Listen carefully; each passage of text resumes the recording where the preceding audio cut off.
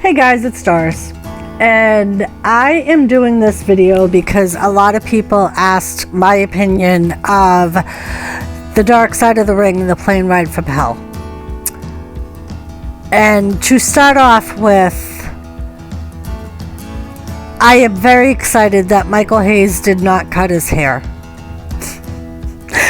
I was devastated that first Monday Night Raw when he did an interview with short hair. I was devastated. He was one of my childhood favorites with the Freebirds, and it killed me that he cut his hair. Now I know he did not willingly cut his hair. X-Pac, you're a dick. Alright?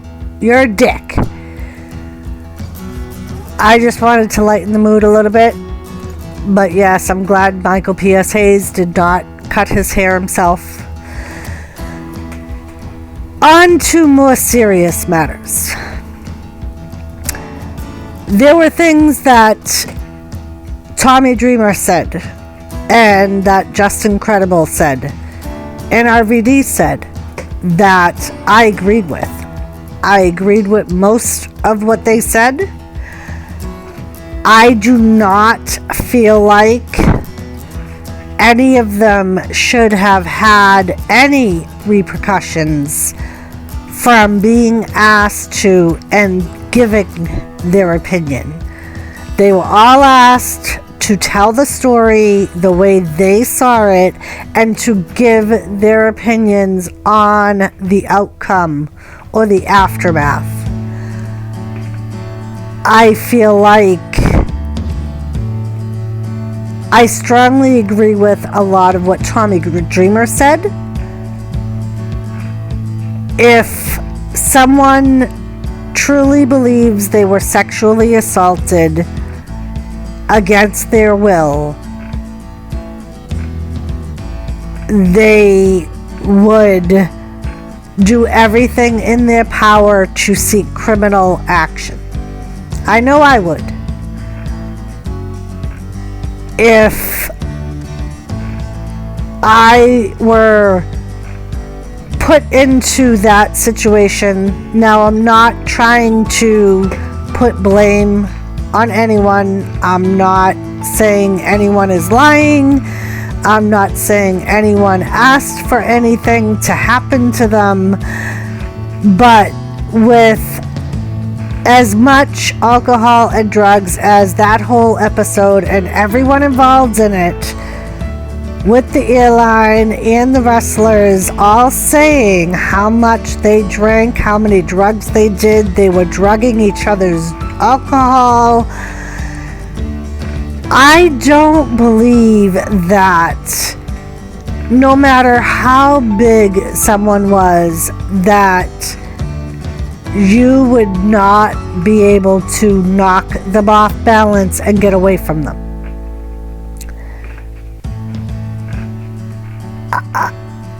From what I understand, I could be wrong, but from what was said, I don't believe she even tried. If she did, she didn't say that. She said, I kept asking him to stop and he wouldn't. I asked him to leave and he wouldn't.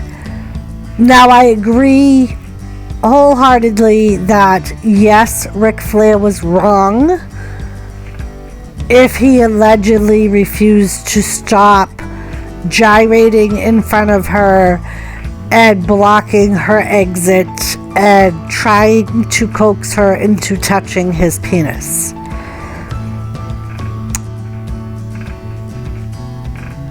But I feel like being a woman, if I was truly afraid that someone was going to do something to me that I didn't want to have done, I would find any way possible. He surely wouldn't be doing the helicopter. I can tell you that.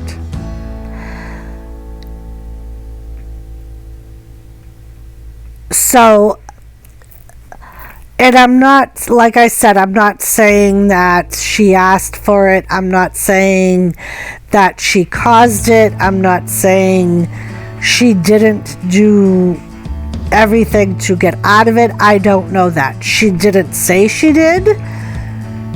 She just said verbally she kept trying to get him to stop and he wouldn't. I believe that everyone on that plane that did something should have had some type of repercussion. Should it have been the type of repercussions that they got? Not necessarily. Number one, it pisses me off that if this truly happened the way it happened, that Ric Flair did not get any repercussions whatsoever. And for JR to say it was because he was a made man in the WWE is absolute bullshit and infuriates me. I feel like all that is saying is, if you have enough fame or power or money, you can do whatever you want and not worry about any repercussions.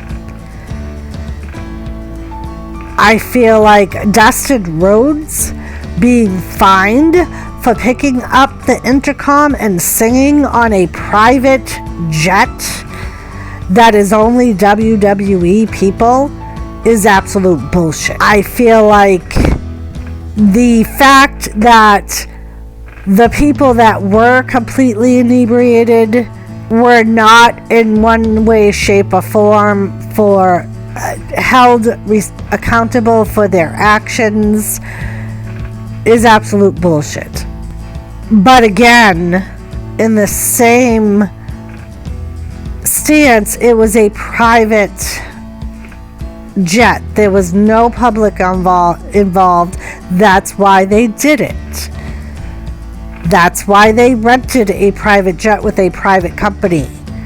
So they did not have the public involved, which I think was very smart.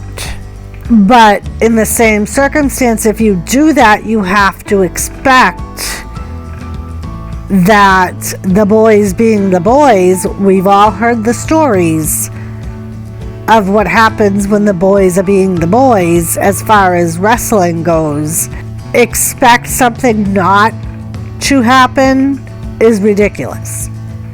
And the fact that Vince McMahon sat up in his little first class of the first class and completely ignored everything that was going on.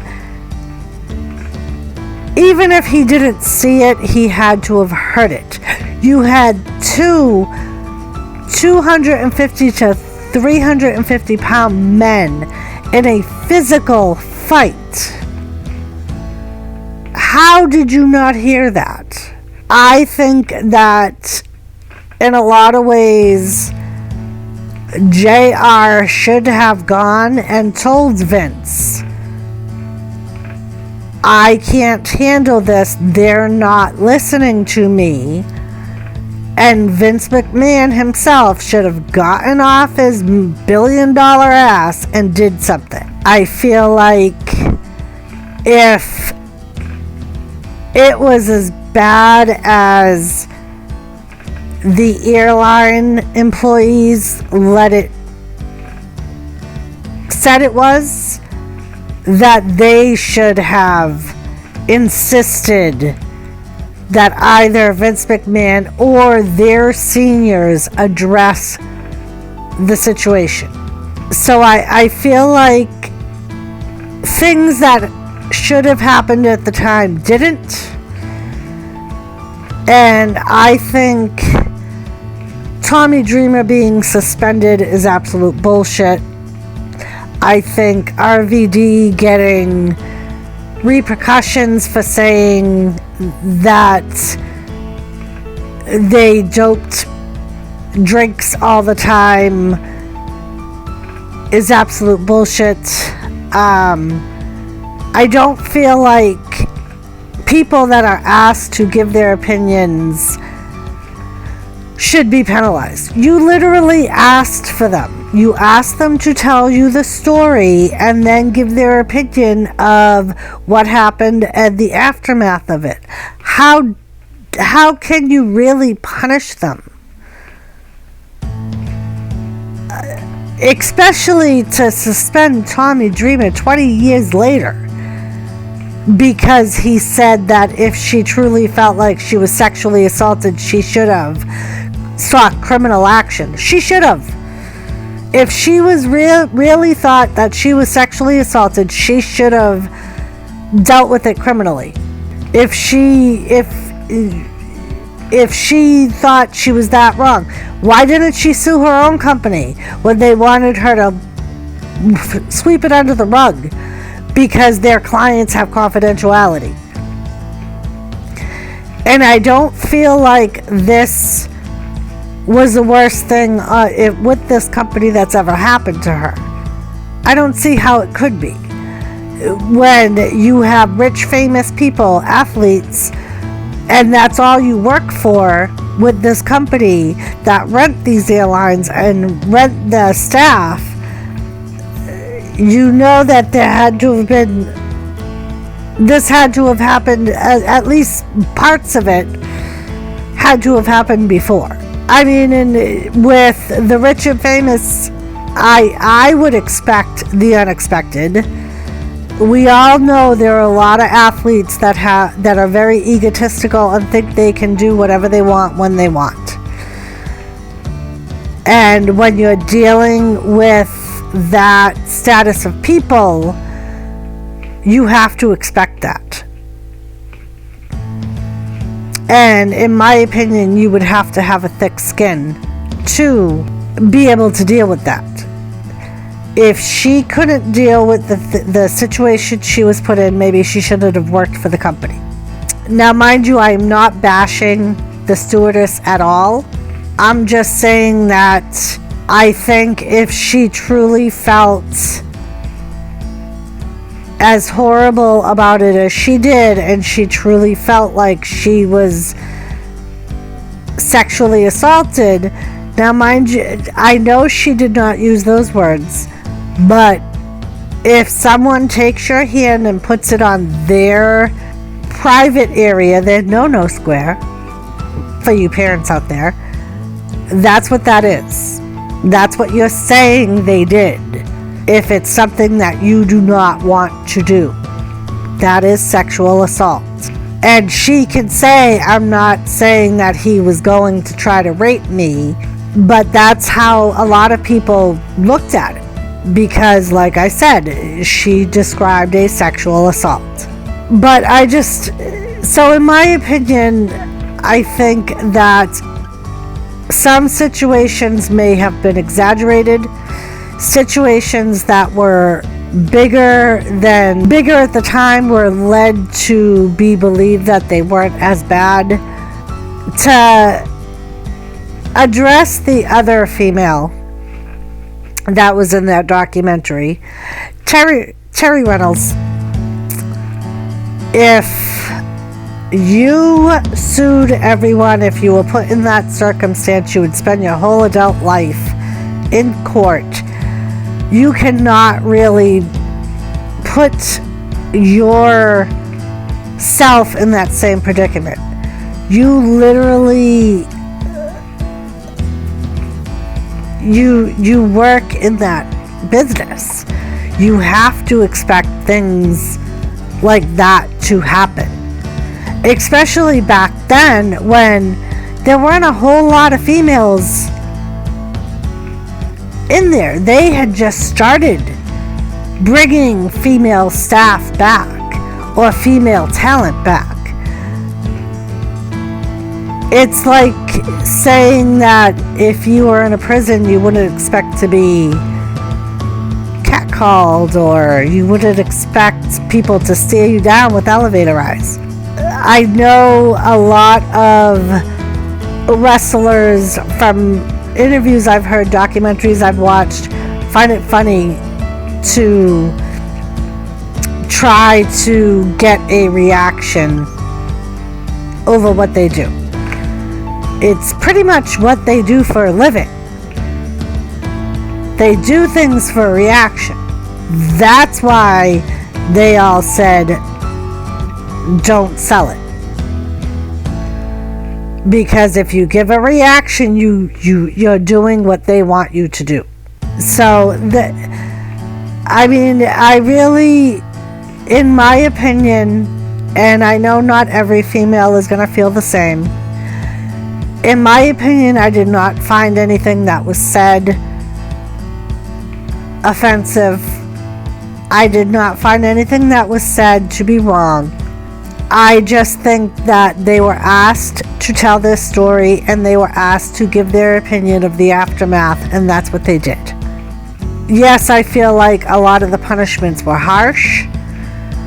I feel like there should have been people punished at the time that weren't. It was 20 years ago. So, and I'm a nobody. So, that's what I thought, guys. I'm also going to be doing a review of the Chris Canyon Darkside of the Ring. So keep an eye out for that. I am thinking about making this a regular thing where I haven't been live streaming as much just for content. I think I'm going to start doing a review of the weekly Darkside of the Ring. Let me know what you guys think about that. But like I said, I mostly did this video because so many of you were asking my opinion on it. So now you have it. And I appreciate you wanting to know my opinion and what I felt about it. Let me know what you guys thought. If you agree with me, great. If you don't, I'm sorry. But like a very good friend of ours always said, an opinion is like an asshole. Everyone has one, and some are full of shit. But that being said, I appreciate you watching. I appreciate you asking for my opinion of it. And yeah, alright guys, I hope this helps on, or is what you were looking for.